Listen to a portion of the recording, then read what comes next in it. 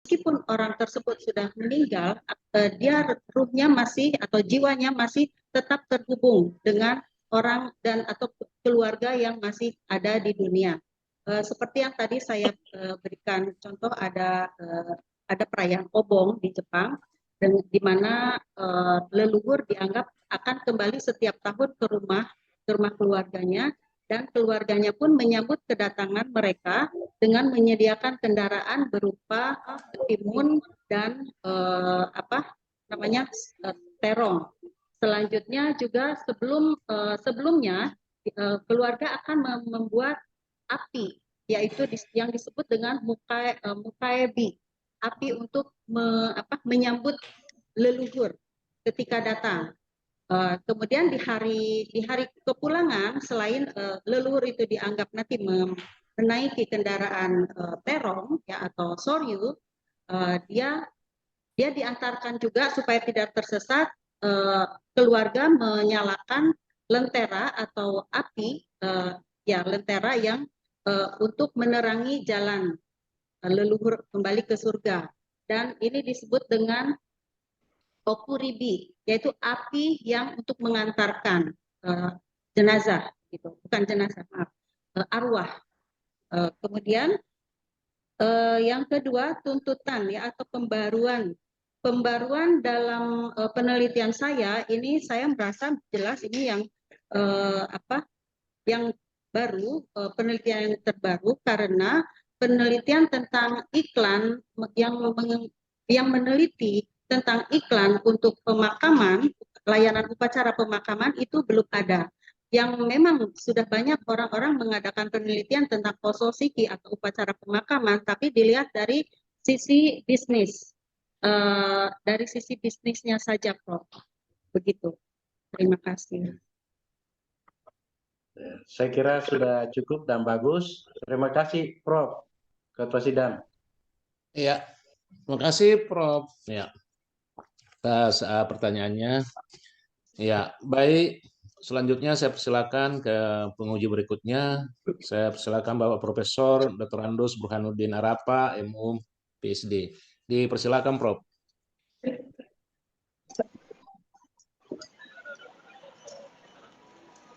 Terima kasih pimpinan sidang. Mohon maaf sebelumnya, saya berada di kerumunan orang ini di bandara. Baru sampai dari tur mobil. Mudah-mudahan suara saya bisa terdengar. Saya mencoba mencari pojok-pojok ini di bawah lounge ini. Katanya bisa dapat seperti ini. Apakah Ibu Tetet bisa mendengarkan suara saya? Ya, Prof. Halo, bisa mendengarkan suara saya, Bu? Iya, Prof, bisa. Oke, baik. Jadi berdasarkan konfirmasi yang disampaikan tadi, pertama-tama saya kira saya ingin memberi apresiasi dulu. Sebelumnya barangkali saya ingin menyampaikan penghargaan kepada pimpinan sidang, para tetamu yang ada di UNAS. Ya, saya sebenarnya sudah dekat-dekat UNAS tadi, tapi saya lewati ke bandara. Ya, para teman-teman penguji dan seluruh hadirin yang turut menyaksikan sidang ini. Apresiasi adalah bahwa di dalam previous related studies itu saya kira Ibu Tetet berhasil menyemangati saya, dan saya sangat setuju itu bahwa yang dirumuskan itu adalah 19 malah rumusan ya, dan semuanya itu terkait satu sama lain dan diuraikan dengan bagus sekali. Ya, saya periksa juga tadi di hotel itu semua runtut ya, kronologi waktunya bagus sekali. Yang kedua, saya mencoba apresiasi yang berikutnya itu adalah telah berusaha untuk memperbaiki seluruh yang saya minta. Namun demikian tadi barangkali nanti ada komentar saya yang masih perlu dilihat kembali ya. Terutama misalnya di dalam menghadirkan abstrak tadi ya. Abstrak itu sebenarnya, mohon maaf sekali lagi, ini masih perlu diperbaiki kalau masih ada waktu nanti ya. Karena abstrak itu sebenarnya selain dari bahasa Indonesia ini kan ada bahasa Inggris. Ya, itu keharusan nanti dicek satu persatu, dan terkesan bahwa abstrak ini masih terlalu panjang ya, mungkin perlu seperti saya katakan semula, itu sebenarnya ada aturan, kalau boleh jangan sampai melebihi 250 atau 200 kata. Tapi dalamnya itu inklusif, ada tujuan, ada metodologi, dan ada hasil. Itu aja dilihat kembali Bu ya. Nah, meskipun yang lalu sudah jauh lebih bagus pada yang sekarang lebih bagus dari yang lalu. Yang kedua mengenai saran ini adalah ketika Ibu mencoba mengaitkan penelitian terdahulu dengan yang sekarang, itu memang sebenarnya di sana sini bisa ada novelty di situ lahir. Ya, ketika misalnya si A melakukan penelitian mitos terhadap kematian ada, tapi Ibu ini kan cenderung mengaitkan 3 rumusan persoalan. Terutama sekali itu di mana bagaimana pemahaman memanfaatkan ragam bahasa dalam kalau kita itu dalam persuasi ya, persuasi pembaca ya, terutama nanti yang calon pengguna ya. Nah, itu penting karena iklan itu memang apapun alasannya sebenarnya yang dominan itu adalah mengajak orang. Kalau dia bisnis ya menjual barang, membeli. Kalau dia ajakan ya orang ikut. Sampai-sampai di Amerika itu ada anekdot begini, Bu Tete, saya sampaikan dulu ya. Di Amerika itu orang yang membuat layanan iklan kematian ini itu sampai menyisipkan satu frase yang menurut kita ini terlalu bersemangat. Begitu keluarga Anda meninggal, serahkan kepada kami. Kami akan mengurusnya sampai sedetik-detiknya, termasuk dijamin masuk surga. Nah, ini kan berlebihan ini. Nah, itu anekdot di Amerika itu karena begitu pentingnya masuk surga pun dijamin oleh iklan itu, oleh perusahaan itu. Nah, ini saya kira akan menjadi bias ya. Siapa pula ingin menjamin masuk surga, tapi itu namanya iklan. Ya artinya begini, kalau Anda pergi ke perusahaan sebelah, Anda masuk neraka, kalau ke saya masuk surga, Anda pilih saya. Nah, gitu kan. Nah, yang kedua adalah bagaimana sebenarnya pemahaman iklan tadi itu tentang konstruksi mitos itu yang membuat itu orang merasa bahwa ada fungsi-fungsi bahasa di dalamnya itu yang membuat orang memilih. Ya inilah intinya penelitian Ibu ini. Saya kira saya sangat setuju itu. Kemudian nanti di hubungan antara mitos dengan aspek budaya itu yang penting lagi. Karena antara mitos dan aspek budaya tentang kematian bagi orang Jepang. Ini juga saya kira yang membuat penelitian ini menjadi menarik dan itu apresiasi saya. Orang Jepang itu begitu menghargai namanya kematian, itu sangat-sangat bersedia untuk mendapatkan peti mati itu. Ini kan budaya lain tidak begitu, Bu.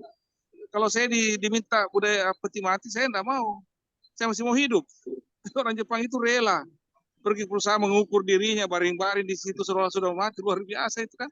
Nah, jadi itulah aspek budaya itu yang menjadi penting.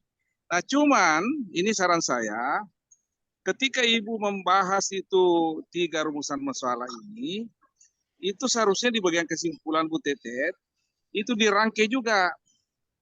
Ini kan rumusan masalah ya. Temuannya itu adalah dirurut Bu. Kalau yang pertama dibahas itu adalah pemahaman memanfaatkan ragam bahasa itu juga menjadi simpulan pertama. Ini di bagian kesimpulan itu tercecer. Semua terjawab tapi perlu diformulasi. Jadi sekali lagi untuk membuat disertasi ini lebih teratur, semua rumusan research question itu di dalam pembahasan dan kesimpulan dirunut juga. Sama yang Ibu lakukan pada bagian penelitian dahulu yang relevan itu bagus sekali. Saya kira saya bisa mengatakan ini penelitian yang baru saya temukan mantap sekali di dalam merumuskan rumusan penelitian yang terdahulu. Dan ini bisa jadi contoh nanti ya. Nah, ini contoh karena kalau kita ingin melihat penelitian-penelitian terdahulu itu seharusnya memang dilihat dari urutan peristiwanya. Ibu sangat berhasil di sana ya. Cuma nanti itu adalah bahwa di dalam membuat pembahasan dan kesimpulan, tolong sekali lagi diurutkan juga supaya lebih mantap. Ya, itu belum masih tercecer. 2 saran saya itu, saya kira yang lainnya saya sudah ada catatan saya di sini. Ini satu lagi Bu. Tentang teori. Nah ini yang penting karena sebenarnya disertasi itu nafasnya di sini juga. Bahwa kalau kita membuat data, menyajikan data pun sekali terkumpul begitu banyak. Tapi kalau di dalam membuat konstruksinya itu tidak bekerja, ini juga akan menjadi sia-sia. Saya setuju karena Ibu berada pada tataran doktor linguistik, sehingga pertama kali Ibu menggunakan teori retorika. Ini kan dari zamannya Aristoteles sudah dipopulerkan. Kemudian teori selestika itu dari Leach dan Sword. Ini bagus juga. Terakhir itu adalah menggunakan teori Roland Barthes, itu mengenai teori makna konstruksi. Nah, saran saya adalah mohon konstruksi teori lebih dibunyikan pada analis data. Itu saja. Saya ulang, mohon lebih dibunyikan pada analis data. Artinya apa? Supaya data terkesan itu tidak dikumpul-kumpul saja, seharusnya teori itu bekerja di situ ya. Itu ya, saya kira itu Bu yang menjadi catatan saya. Secara umum, saya sekira disertasi ini telah bekerja dengan baik. Kita sarankan waktu seminar hasil dulu, dan Ibu berhasil untuk mencoba melakukan semuanya. Hanya saja 2 catatan saya tadi itu tolong diperbaiki, saya kira sebelum dijilid, sebelum masuk ke perpustakaan masih ada waktu Bu ya. Ini saya juga baru tahu tadi sama-sama dengar di Pak Dekan bahwa ini sudah ujian tutup. Ya saya kira andai kata saya tahu saya bawa toga ke Jakarta. Biar pakai toga di taksi ya, biar orang ketawa kenapa orang gila di taksi. Sekali lagi selamat pada para promotor dan kopromotor, teman-teman di UNAS. Saya kira ini adalah sekalipun Ibu Tete agak terlambat selesai, bagi saya ini tesisnya bagus ya. Ini bisa nanti upayakan bisa jadi buku, sehingga nanti bisa guru besar pula ya. Pak Dekan, saya mohon maaf Pak, setelah ini mungkin saya harus boarding. Saya sudah melaksanakan tugas, dan mungkin nilainya Pak Mular kalau bisa nanti di Makassar saya kirim ya, atau saya WA saja berapa nilai akumulatifnya supaya bisa dihitung. Tapi kelengkapan berkasnya saya bisa lakukan ketika saya tiba di Makassar. Ya, ini saya Baik, kira Prof, ya. demikian. Sekali lagi, semua salam saudara kita Pak calon dekan ya, Pak Ansori. Sudah terpilih ya belum? Oke, saya kira demikian. Assalamualaikum warahmatullahi wabarakatuh. Selamat. Assalamualaikum warahmatullahi wabarakatuh. Waalaikumsalam warahmatullahi wabarakatuh. Ya, terima kasih Prof. Ya, selamat jalan, hati-hati di jalan Prof. Ya. Mohon Terima kasih, dikirim Pak saja Dekan. akumulasi nilai di WA. Ya, luar biasa ini Bu Tetet. Jadi tadi ada beberapa catatan, memang saya lihat juga masih begitu. Saya tahu juga karena Ibu Tetet sedikit terburu-buru ini. Tapi anekdot tadi yang bagus di Amerika itu, ini kesempatan bagus ini Bu Tetet. Siapa tahu Ibu nanti pada akhirnya bisa jadi pengusaha iklan mati ini, bahwa kalau kita yang tangani ini bisa langsung masuk surga. Dan ini saya cocok sekali ini. Saya yang siapkan medianya, petinya, Prof. Hasim yang membuatkan mitosnya, Ibu yang pasarkan. Ya. Asal jangan suruh kita yang mendaftar seperti yang di Jepang, masih hidup sudah diukur petinya. Ini bahaya ini. Ya, baik. Selanjutnya saya persilakan penguji berikutnya Bapak Profesor Dr. Faturrahman M. Hum. Ya, dipersilakan Prof. Makasih. Asal jangan pesan juga Pak Prof anunya ya. Makasih Profesor. Iklannya. Jadi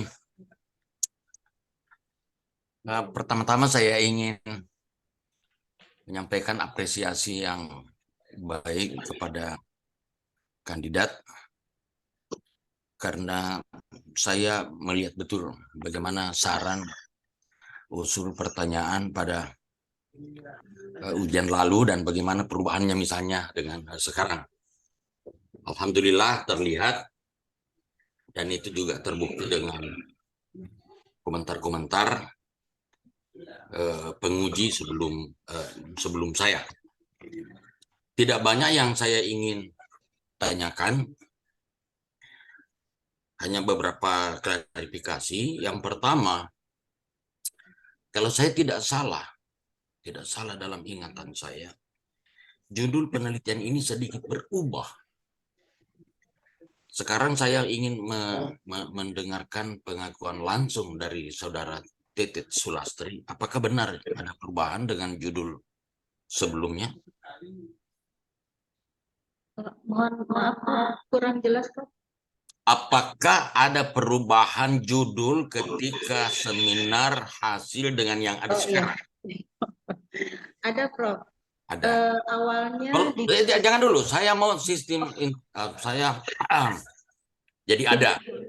Sekarang perubahannya di mana?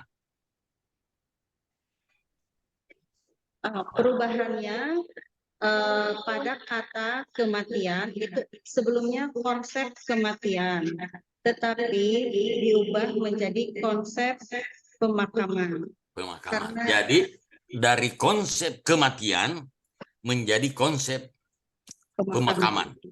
Artinya sekarang ini tidak lagi kita bicara bagaimana itu kematian yang ada dalam kebudayaan Jepang, melainkan kita berbicara soal konsep pemakaman.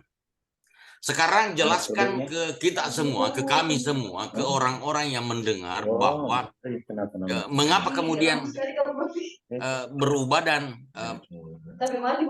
apa yang signifikan dari perubahan ini. Coba silakan. yang signifikan dari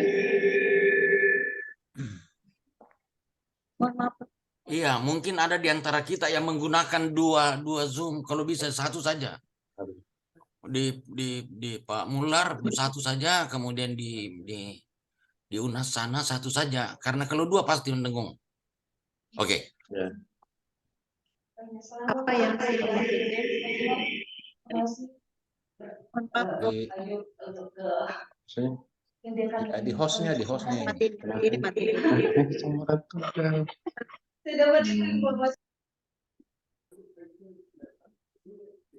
Aku mati. Ya. Kalau bisa host, semua yang lain dimatikan. Tidak aja, Dimatikan Prof. dulu. Ya. Kalau host tidak ada masalah. Kayaknya dari UNAS itu. Terlalu banyak perangkat juga. Iya, yang lain itu dimatikan saja. Sudah mati. Oke. Belum.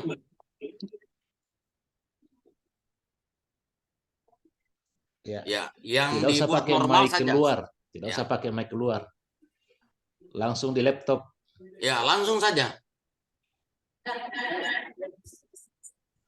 Apa tadi pertanyaan? Ya, sudah mulai bagus.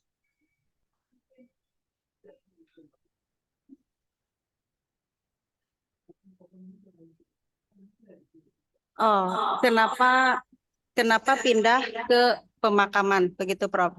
Ya. Ya, karena saya melihat dari data yang saya bahas itu kan tentang iklan layanan upacara pemakaman. Jadi bagaimana para perusahaan itu menawarkan atau mempersuasi dengan gaya bahasa, dengan retorikanya bagaimana layanan yang diberikan tentang upacara pemakaman, bukan terhadap kematiannya. Jadi dalam penanganan urusan pemakaman itu yang mengapa saya mengubah judul menjadi pemakaman, Prof. Iya. Jadi saya kira ini benar. Judul yang ada sekarang ini benar. Dan itu juga menjadi ada rangkaian dan bagian dari pertanyaan saya yang lalu. Karena begini, kalau judul tidak berubah dan Anda masuk kepada pembahasan persuasi, seolah-olah iklan ini mengajak orang untuk mati. Dan setelah dia mati, ada yang bersedia mengurus. Berbeda halnya kalau ini membahas mengenai masalah pemakaman, dan perusahaan ini mengajak orang kalau ada yang membutuhkan pelayanan pemakaman, maka beberapa perusahaan menunjukkan spesifikasi dan perbedaan antara perusahaan satu dengan perusahaan yang lain. Begitu ingin merebut pangsa, maka perusahaan ini ada yang cicil.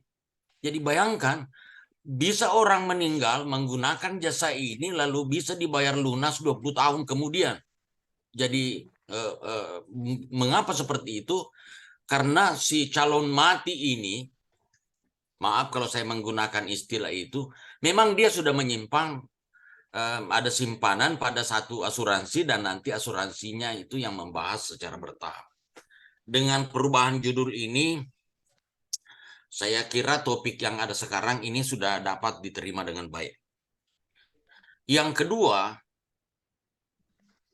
ini adalah sebuah kerja penelitian. Anda melakukan dengan serius, butuh waktu, mungkin Anda lelah, tapi dengan hasil yang ada, saya ingin mendengarkan kepada saudara apa yang bisa dibanggakan dengan disertasi ini dalam kaitannya dengan Anda sebagai dosen Universitas Nasional. Silakan. Prof. Ya, saya merasa penelitian saya ini berkorelasi dengan bidang yang saya apa namanya? Ya, Geluti. dengan bidang saya, bahwa saya mengajar tentang masyarakat dan budaya Jepang. Oleh karena itu, penelitian saya berfokus terhadap fenomena atau masalah-masalah yang ada dalam masyarakat Jepang. Oleh karena S3 ini di bidang linguistik, maka saya tertarik membahas iklan yang bahasa yang digunakan dalam iklan upacara pemakaman. Begitu, Prof. Oke. Jadi kalau boleh saya tambahkan begini. Anda adalah dosen UNAS, Anda membahas ini, dan tentu Anda ingin berkontribusi pada institusi di mana Anda mengabdi. Tetapi di dalam ruang lingkup yang lebih besar, ketika orang berbicara soal pemakaman khususnya dengan Jepang, ketika ingin orang mendengarkan sumber-sumber, ketika orang ingin membaca hal yang spesifik dan yang dilakukan oleh peneliti-peneliti yang paling akhir, maka orang boleh mengatakan penelitian seperti ini pernah dilakukan oleh seorang dosen UNAS, Universitas Nasional Jakarta. Dengan demikian, maka hasil penelitian Anda bukan hanya membawa dampak baik pada diri saudara, pada keilmuan ini, tetapi juga adalah membawa dampak baik pada universitas di mana Anda mengabdi. Di lain pihak, disinilah Universitas Nasional Jakarta merasa berbangga dengan apa yang dia lakukan, dan mereka harus merasa bahwa Anda telah berkontribusi di dalam pengembangan ilmu kejepangan atau apa saja istilahnya. Saya kira itu cukup dari saya, Profesor. Terima kasih banyak. Insya Allah nilai akan saya kirim mungkin ke Bapak Mular atau ya. Makasih banyak, Profesor. Ya, terima kasih Prof. Ya, telah memberikan masukan-masukan. Ya, baik. Selanjutnya saya persilakan penguji berikut Bapak Dr. Andi Muhammad Amar SS MHum. Dipersilakan Pak Andi. Pak Andi di jalan ini atau di kantor? Di alumni, Prof, di acaranya alumni. Masih unmute. Masih unmute. Ya. Ya, makasih pimpinan sidang. Ya, Prof, ini sedang di kantor, ini sedang meeting pada ruang yang lain juga sambil jalan dua-duanya. Iya, iya. Ya. Bapak Ibu para penguji, para promotor dan kopromotor, Ibu Tetet, dan mungkin juga ada yang lain yang mengikuti sidang ini. Saya pada kesempatan ini akan mengajukan beberapa pertanyaan kepada Saudara Tetet Sulastri. Karena waktunya sangat terbatas, saya langsung saja ya, Bu Tetet. Bu Tetet sebagai sebuah karya ilmiah, ya tentu ini sudah mengalami perbaikan-perbaikan. Tadi sudah dijelaskan beberapa perbaikan yang dilakukan berdasarkan catatan dari para penguji pada ujian terdahulu. Nah sekarang, tapi saya melihat dari beberapa perbaikan-perbaikan itu memang masih ada yang belum menyentuh kepada hal-hal yang bersifat substansial sebagai sebuah karya ilmiah. Yang pertama, ini kan jelas bahwa Bu Tetet ini menggunakan 3 teori ya. Yang pertama itu teori retorika dari Aristoteles, lalu ada teori gaya bahasa dari Leach dan Short, dan yang ketiga teori teori konstruksi makna dari Roland Barthes. Nah, tetapi saya ini sebagai pembaca dan pembaca katakanlah akademisi ya, saya belum melihat Bu Tetet ini melihat sebenarnya di mana sih letak kaitan ketiga teori ini, letak di mana nyambungnya ini secara teoritis ya dan secara kerjanya secara metodologis, Bu Tetet. Ini yang karena ini nggak boleh menjadi sebuah karya yang terpisah-pisah. Artinya karya yang terpisah-pisah adalah analisis retorika dari Aristoteles tersendiri, lalu Anda menganalisis lagi gaya bahasanya dengan teorinya Leach juga tersendiri, lalu Roland Barthes tersendiri. Jadi itu pertanyaan saya dulu, Bu Tetet. Jelaskan dulu lah secara teoritis ini, mana sih benang merahnya ketiga teori ini, baik secara konseptual maupun secara metodologis. Silakan, Bu. Prof. Ya, keterkaitan dari tiga teori yang saya gunakan adalah yaitu diantaranya yang pertama kan retorika persuasi Aristoteles. Tentu di dalam retorika sendiri itu artinya bagaimana mempersuasi atau membujuk bahasa untuk membujuk lawan atau konsumen dalam hal ini. Dan bahasa yang digunakan dalam retorika itu ada mengandung unsur gaya bahasa, yaitu diantaranya ada hiperbol, metafor, simile, dan personifikasi.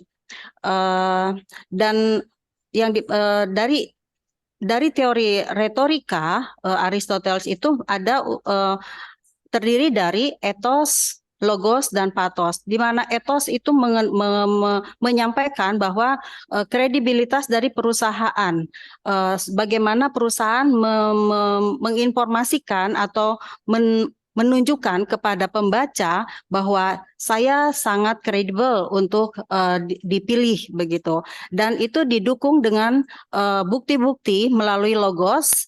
Dalam hal ini dalam iklan berupa logos itu berupa tanda verbal dan didukung dengan tanda visual supaya sehingga seperti foto-foto kamar yang bisa digunakan oleh pengguna atau keluarga dari almarhum agar bisa beristirahat dengan nyaman seperti di rumah sendiri.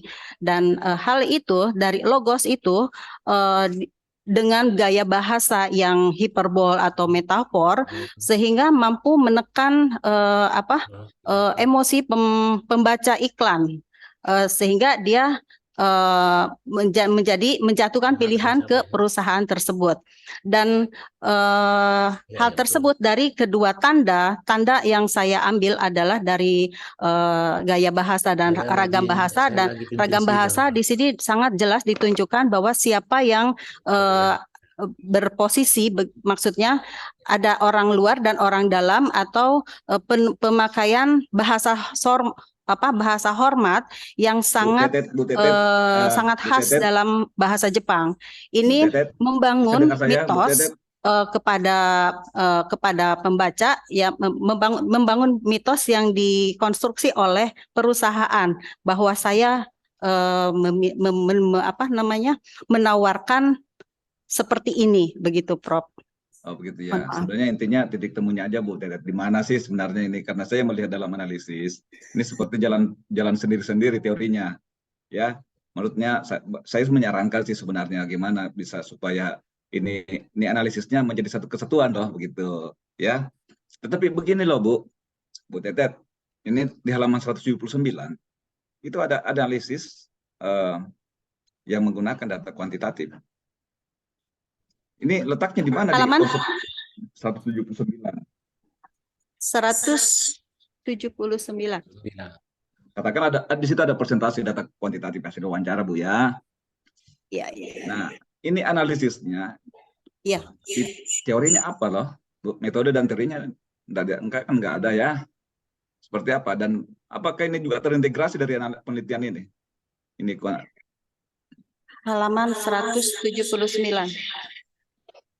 Iya, Pak. ini kan analisis kuantitatif. Iya. Nah, ini pertanyaannya adalah di mana letaknya dalam kerangka teori? Apakah ada dasar teorinya, lalu kerangka kerjanya seperti apa? Nah, Oh iya. secara metodologis ya juga ya Bu ya, tolong dijelaskan. Ya, baik.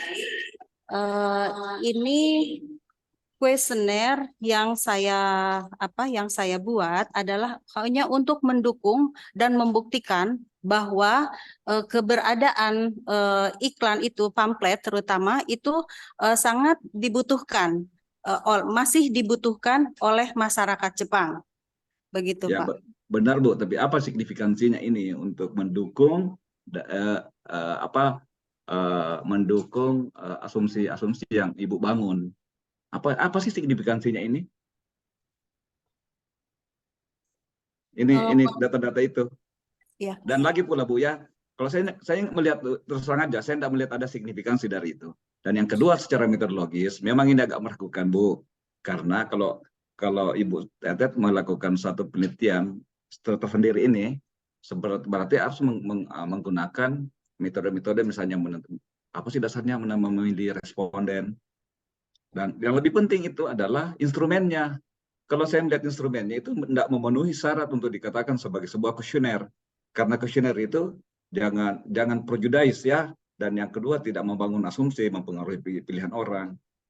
Kira-kira begitu Bu. Dan yang kedua metode analisisnya, analisis datanya ini menggunakan apa dulu Bu? Kalau analisis data kayak kuantitatifnya ini. Analisis datanya menggunakan apa? Teori apa, metode apa? Data yang kuesioner, Pak. Ya. Mungkin saya memberikan gambaran Bu. Kalau Ibu Tetet hanya menggunakan presentasi biasa, berapa persen sekian yang mengatakan iya begitu ya. Padahal sebenarnya Bu Tetet, andaikan saya yang menganalisis ini, saya bisa menggunakan metode cross tabulasi. Misalnya, apakah ada kaitan yang mengatakan pernah misalnya mereka yang misalnya usia Bu ya, apakah ada kaitan usia dengan pilihan-pilihannya? Itu namanya cross tabulasi. Apakah ada kaitan antara misalnya dia pernah menyaksikan penguburan dengan yang tidak gitu. Nah, bisa juga Ibu Tetet menggunakan metode regresi macam-macam, tapi ini tidak dilakukan. Jadi sehingga saya mengatakan bahwa ini tidak memiliki signifikansi, karena kalau hanya persentase aja tidak ada gunanya. Ya kira-kira. Jadi kalau saya sarankan Bu, kalau perbaikan, tolong harapan saya sih sebenarnya Ibu bisa menggunakan metode bagaimana meng-cross tabulasi data-data itu. Ya Bu ya. Nah, kemudian yang kedua yang berkaitan dengan ini, misalnya di analisis retorika. Nah, makanya tadi saya bertanya, apa sih hubungannya antara teorinya Roland Barthes dengan teorinya Aristoteles? Misalnya analisis terhadap retorika, Ibu Tetet menggunakan tanda-tanda visual. Lalu kemudian juga ada juga analisis tanda-tanda verbal. Itu di halaman 177, halaman 113 tanda verbalnya itu. Nah, gimana Bu hubungan ini? Apakah ada yang bisa dilihat persamaan, perbedaan, kalau dia sama, mengapa, dan kalau dia berbeda, hasil analisisnya, data visual dengan data verbal, mengapa? Sehingga kita bisa melihat bahwa, oh ya, tanda-tanda visualnya memang secara langsung bisa mendukung tanda-tanda verbal, tanda verbalnya, atau sebaliknya. Ya, ini sebenarnya Bu, kenapa analisis visual dilakukan di analisis retorika? Kenapa ditempatkan di situ Bu? Di halaman 113. Ya. Ya nanti dilihat aja Bu ya. Dan yang terakhir. Iya Pak. Yang terakhir, begini Bu ya, saya melihat sebenarnya data iklan harus ada periodisasi, ada periode ya. Misalnya harusnya iklan itu diberitahu bahwa iklan di tahun sekian, iklan kecenderungannya iklannya begini, iklan-iklan untuk dari perusahaan-perusahaan pemakaman itu.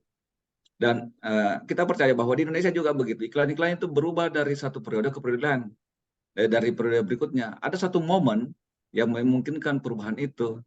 Ya. Nah, di sini saya tidak melihat iklan itu yang Ibu ambil. Ini iklan ini sekitar tahun berapa dari tahun berapa. Lalu ada perubahan-perubahan iklan kemudian begitu. Apalagi setelah munculnya media-media atau media iklan secara daring atau menggunakan media sosial, apakah juga itu mengubah iklan-iklan yang tadi yang konvensional itu? Ada ya, Bu ya? Prof, kalau yang boleh menjawab, Prof? Silakan, Bu, silakan. Ya, kalau yang memang ada perbedaan kalau dilihat, saya memang tidak mengambil data berdasarkan iklan, membandingkan iklan tahun ya.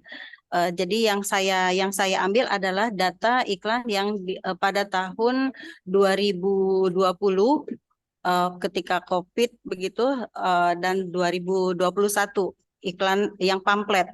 Kalau yang iklan web yang daring itu saya ambil memang dari web yang pada saat ini begitu. Pada iklan yang daring itu banyak sekali fitur-fitur layanan yang bisa dibuka begitu. Namun saya membatasi karena kalau semuanya dibahas itu saya rasa cukup hanya satu iklan itu saja dan itu sudah luar biasa banyak sekali begitu. Jadi ada pengaruh ya, Bu ya. Perubahan-perubahan itu dimungkinkan oleh suatu momentum atau lahirnya media baru, Bu ya. Iya. Ya. Mungkin nanti bisa itu dianalisis juga, Bu ya. Mungkin siapa tahu ini penting dalam analisisnya, Bu Tetet ya. Ya, pimpinan sidang, saya kira cukup saja, Prof. Ya, demikian. Assalamualaikum warahmatullahi wabarakatuh. Waalaikumsalam warahmatullahi wabarakatuh. Terima kasih, Prof. Mohon Ibu Prof. Endos untuk dicatat beberapa masukan tadi itu. Jadi, mungkin juga saya tidak tahu persis Ibu Tetet apakah ini responden atau informan yang digunakan. Ya. Baik, ini bunyinya masuk di mana ini?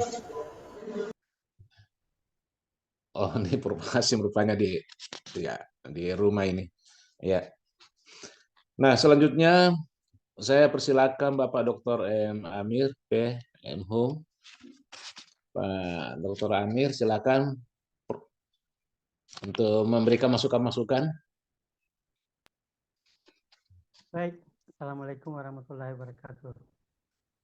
Assalamualaikum warahmatullahi wabarakatuh. Ini bukan masukan, Prof, cuma pertanyaan saja karena ya boleh.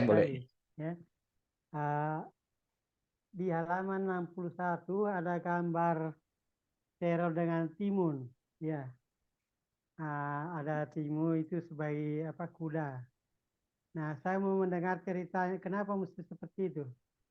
Apa adakah latar belakangnya sehingga orang Jepang itu menganggap bahwa timun itu ibarat kuda.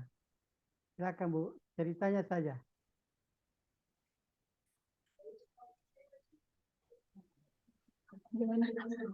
Pak, kurang kencang. Oh, kurang jelas. Oh, ya. Kurang keras. Iya. Di halaman 61 ada gambar di situ, gambar timun dengan terong. Ya. Saya masih mimpin promosi. Nah, bisa bisa ceritakan sedikit sebab akibatnya. Ya, halo, saya masih mimpin apakah promosi. Apa riwayatnya sehingga terjadi seperti itu? Ceritanya saja, Bu. Saya cuma mau mendengar cerita. Lo itu boleh dijawab, Pak? Silakan. Ya, sebetulnya kalau sejarahnya kenapa itu buah terong yang dipilih sebagai simbol sapi ketika arwah kembali ke alamnya gitu, ke dunia ke anoyo, kalau orang Jepang mengatakannya begitu, dunia lain, dunia itu. Dan kenapa juga ketimun yang disimbolkan sebagai kuda untuk kendaraan ketika arwah datang ke rumah. Itu saya belum memeriksanya itu, Pak. Sejarah tentang itu hanya dari peristiwa setiap tahun obong itu keluarga sibuk di rumahnya itu memajang ini kedua sayur ini di atas butsudang. Butsudang itu altar Buddha. Di mana setiap orang Jepang, di setiap rumah orang Jepang ada altar Buddha untuk sembahyang, mengirimkan doa kepada leluhur, begitu. Oke. Ya, Itu terima saja yang terima bisa kasih, saya Bu. jawab. Terima kasih, Prof. Saya kira sudah cukup. Baik, Bu. Terima kasih, Pak Amir. Sebenarnya pertanyaan Pak Amir ini lebih pada makna-makna sebenarnya dan mungkin berkaitan dengan masalah historisnya itu kenapa mesti timun. Ya, mesti timun. Timun tadi itu disamakan dengan simbol sapi ya. Kuda. Kuda atau sapi? Kalau terang itu sapi. Masih unmute Bu Tetet, unmute Bu. Ya. Iya. Timun tadi itu simbol sapi atau kuda? Ketimun itu kuda. Kalau kuda. sapi? Terong sapi. Terong sapi ya. Simbol sapi. Ya. Ini persoalannya kan tidak mungkin bawa ke dalam rumah atau ke tempat peribadatan sapi dengan kuda. Ya, maka dicari yang menjadi simbolisasinya dari itu. Sapi dan kuda dalam kepercayaan Buddhis maupun Hinduistis itu penting. Ya, bahkan dalam Hindu sapi itu adalah simbol dewa. Ya. Boleh Ibu nanti tambahkan sedikit itu. Kenapa itu? Karena itu berkaitan dengan asal usul berkaitan di filosofi dalam keagamaan. Ya. Nah, ternyata dalam perkembangan sekarang ini bukan lagi dibuatkan patungnya. Patung sapi. Kalau di India kan ada patung sapi ya. Di kuil-kuil. Nah, ini biasanya dalam rumah. Tidak mungkin mungkin dengan perkembangan modern dia simbolkan dengan yang lain. Ya misalnya dengan buah-buahan atau tanaman-tanaman ya yang mungkin akrab atau familiar bagi mereka. Ya, itu juga tanda adanya transformasi budaya sebenarnya. Ya. Baik, penguji terakhir saya persilakan kepada Bapak Profesor Dr. Muhammad Hasim, MSc. Ini masih di rumah, Prof, atau sudah? Masih di rumah, Prof. Ya, dipersilakan, Prof. Oke, makasih untuk Bu Tetet. Dengar suara saya, Bu Tetet? Halo?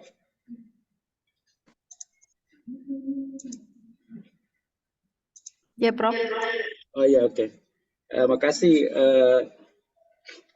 Itu di rumusan masalah pertama, Ibu kan bahas ragam bahasa ya.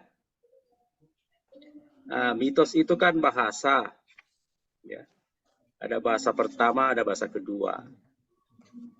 Pertanyaan saya, boleh nggak Ibu kaitkan hasil penelitian Ibu terkait ragam bahasa dengan mitos? Di mana korelasinya antara ragam bahasa yang Ibu teliti dengan mitos? Ya, baik. Terima kasih. Jika dikaitkan dengan ragam bahasa, kalau dari ragam bahasa di sini hanya bisa dilihat bagaimana hubungan atau jarak antara si pengiklan dengan pembaca. Di situ terdapat jarak yang karena penggunaan bahasa sopan berkonotasi bahwa itu tidak akrab hubungannya dan lebih kepada pengiklan lebih kepada menghormati pembaca begitu karena dia sebagai okyakusama atau sebagai konsumen begitu.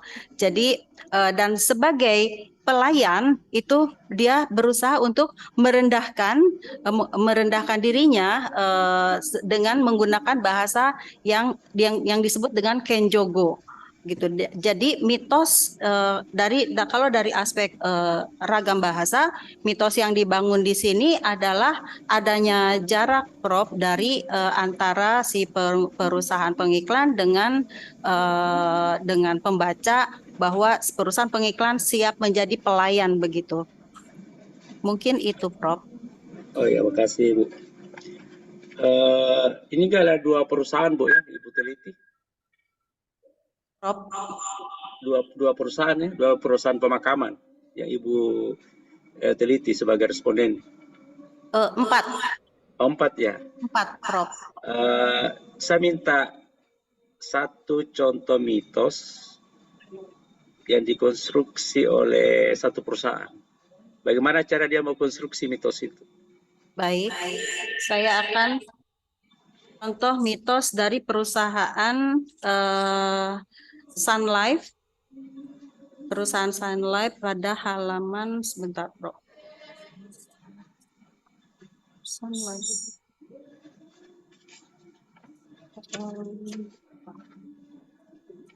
Perusahaan Sun Life itu di data 1 sampai data 6.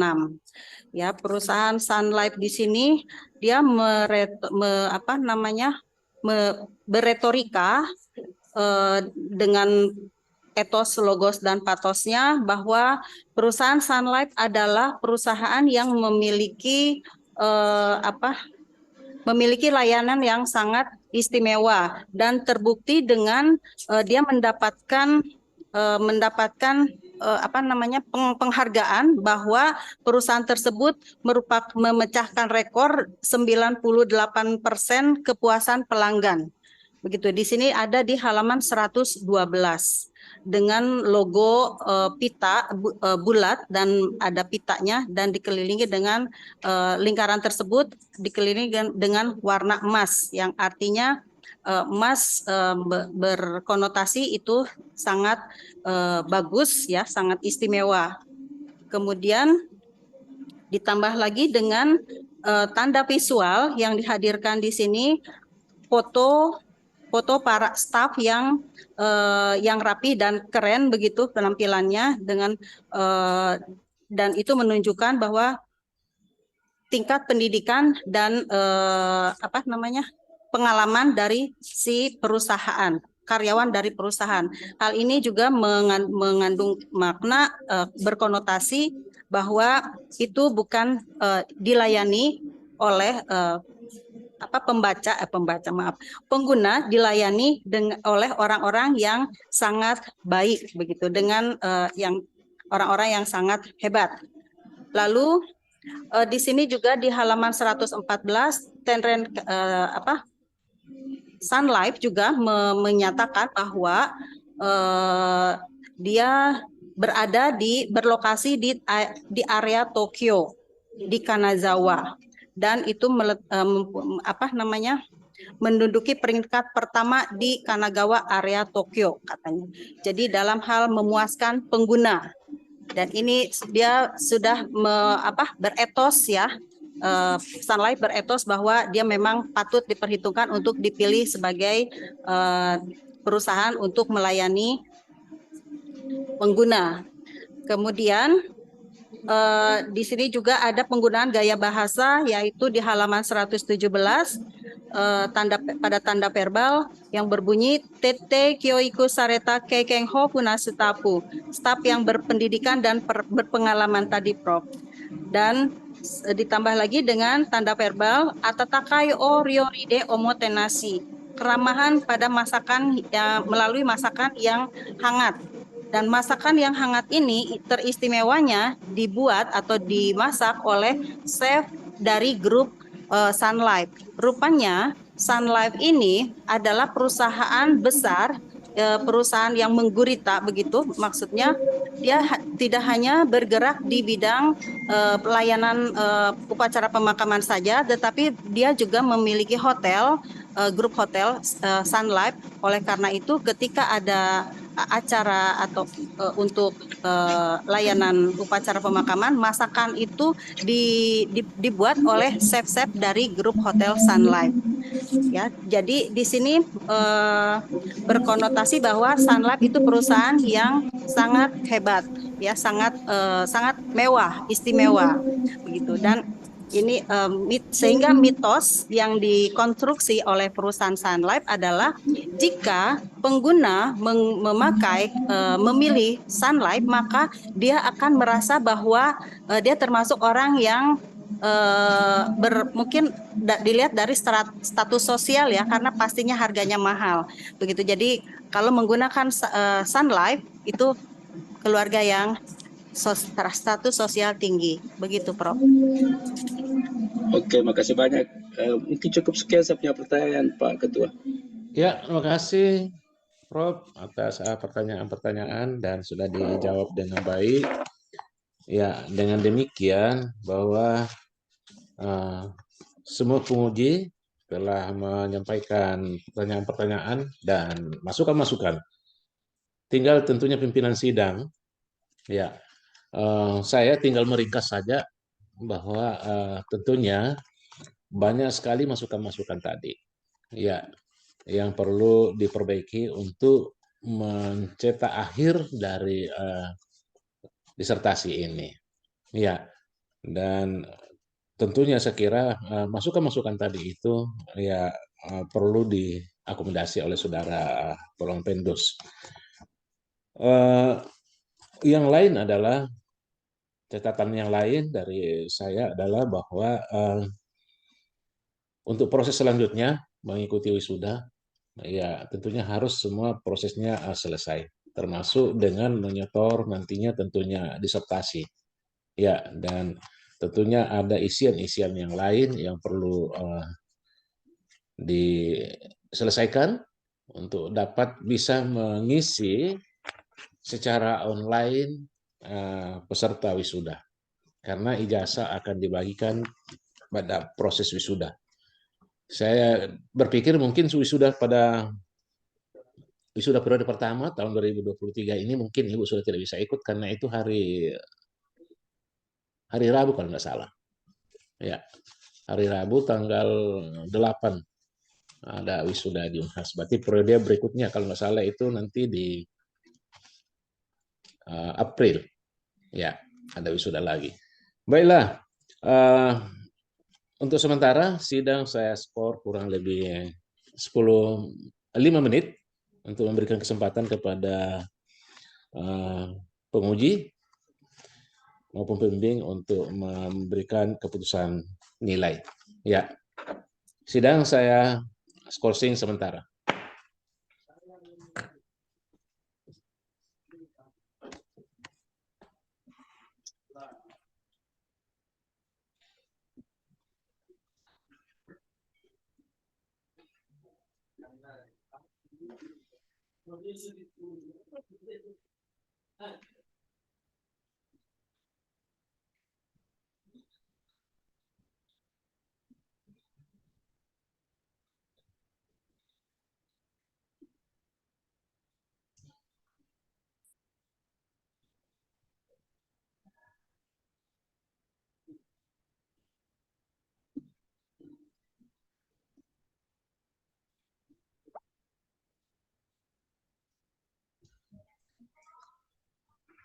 Ya, baik.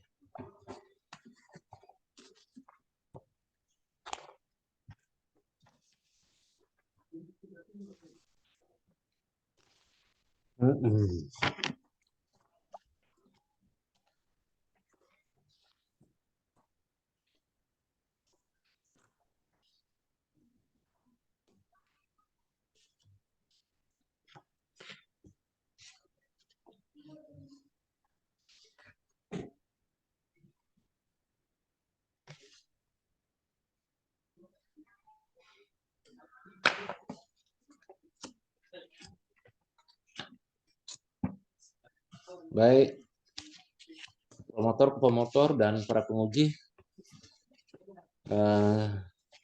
nilai dan yudisium sudah ada di tangan saya. Apakah kita bisa lanjutkan sidang ini? Ya, Bro, silakan. Ya. Baik, Ya, kalau begitu, silakan, Prof. sidang saya buka kembali. Ya, promotor, kopromotor, dan para penguji hadirin sekalian yang saya hormati, izinkan saya membacakan hasil ujian pada hari ini. Ya, saya tahu bahwa tadi memang kemudian banyak masukan-masukan untuk perbaikan. Tapi perlu kita syukuri, alhamdulillah, bahwa baik promotor, kopromotor maupun penguji dari akumulasi nilai yang ada itu kemudian memberikan nilai disertasi dengan nilai A. Ya. Terima kasih, Prof. Ya, selamat. Alhamdulillah. Selanjutnya, promotor, kopromotor, dan para penguji hadirin sekalian yang saya hormati, izinkan saya untuk membacakan yudisium sidang ujian terbuka Dr. Universitas Hasanuddin beserta promotor, kopromotor, dan penguji dalam rangka ujian disertasi untuk mencapai gelar doktor dalam bidang ilmu linguistik Saudara Tetet Sulastri. Setelah mempertimbangkan jawaban-jawaban atas segala pertanyaan dan sanggahan yang dikemukakan oleh promotor, kopromotor, dan penguji, dengan ini menyatakan bahwa Saudara Tetet Sulastri dinyatakan lulus dengan predikat sangat memuaskan.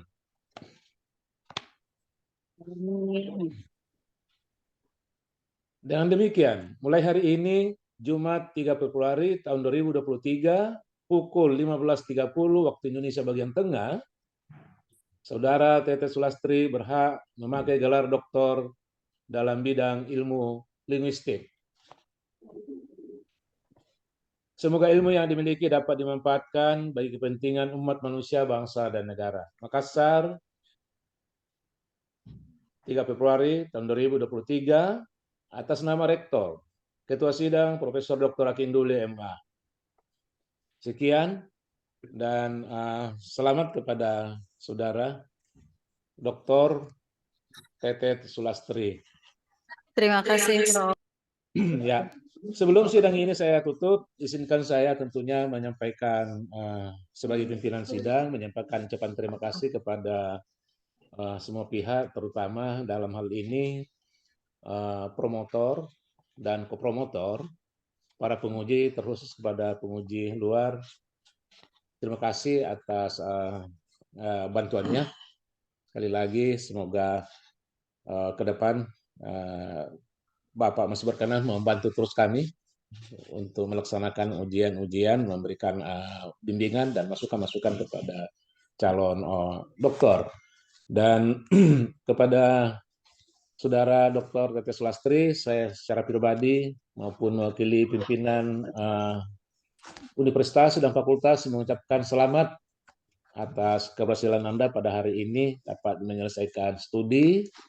Kepada keluarga besar Universitas Nasional yang saya hormati, mungkin ada Pak Rektor, para Wakil Rektor, Dekan Bahasa dan Sastra, teman-teman dosen di Fakultas Bahasa dan Sastra di UNAS, dan semua peserta, dan terutama kepada keluarga Ibu Dr. Tetet Sulastri, kami menyampaikan ucapan selamat.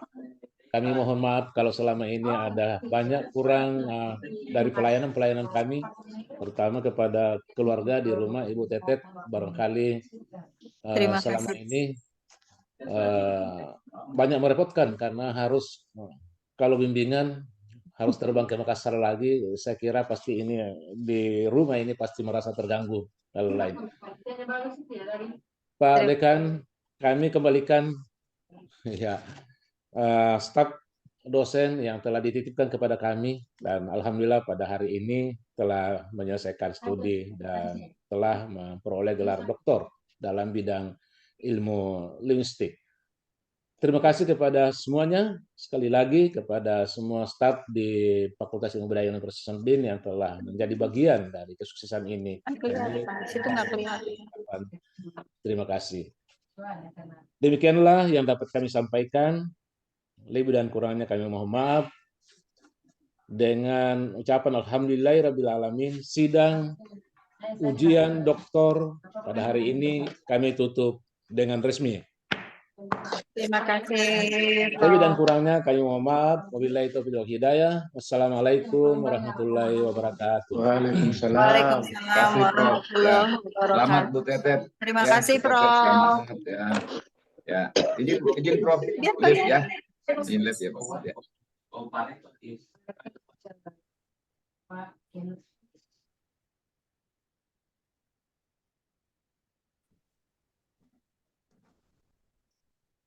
Ya, Pak Dekan, terima kasih Pak Dekan, selamat. Akin atas bimbingannya, dan hari ini kami sudah selesai, ada 4 dokter, Prof. Ya, Mudah-mudahan sebentar lagi menyusul 2. sampai dengan bulan April nanti semuanya sudah tuntas, Pak Prof Akin. Insya Allah. Ya, semangat terus teman-teman. Tentunya juga yang baru dititip kepada kami. Kami harapkan diberi terus semangat untuk bisa cepat menyelesaikan studinya. Terima kasih semua, Kak Pat, terima kasih. ya. Ya, tim pasca di belakang Pak Satria, terima kasih. Ya. Prof Fatul, Pak Ya. Amin, Prof Kasim, dan seluruh para penguji, kami ucapkan terima kasih atas bantuan yang diberikan kepada teman kami dari Universitas Nasional, Prof. Iya, terima kasih Pak Dekan. Selamat sekali lagi. Ya. Assalamualaikum. Sukses Bu Tetet. Ya. Kelihatannya Bu Tetet hari ini langsung sepertinya karung yang dipikul 20 kilo itu mulai kosong ini. Makanya. Ya. Pasti nanti malam ini enak tidurnya. Salam sama keluarga di rumah Bu Tetet. Pak Dekan, salam semua teman-teman di sana di UNAS ke Pak WR2. Saya mau maaf, saya harus tinggalkan ini karena ada lagi acara yang lain harus nyambung ini. Hari. Ya. Terima kasih, Prof. Ya. Baik, makasih. Assalamualaikum warahmatullahi wabarakatuh. Waalaikumsalam warahmatullahi wabarakatuh. Baik, Bu Tetet.